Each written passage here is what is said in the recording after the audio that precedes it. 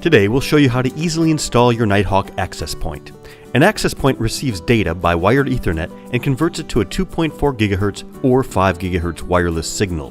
Let's first unbox your Nighthawk, unwrapping all its contents, and then connect the antennas and stand.